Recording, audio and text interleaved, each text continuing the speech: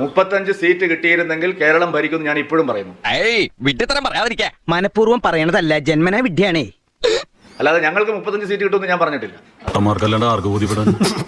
ദാമു, നിന്റെ വെടി ഞാൻ കുറെ കേട്ടതല്ലേടാ. 35 സീറ്റ് NDAക്ക് കേരളത്തിൽ കിട്ടിയാൽ ഈ നിമിഷവും ഞാൻ പറയുന്നു. നീ ഉറക്കോടച്ച് കാത്തിരുന്നോ? കാത്തിരുന്നോ?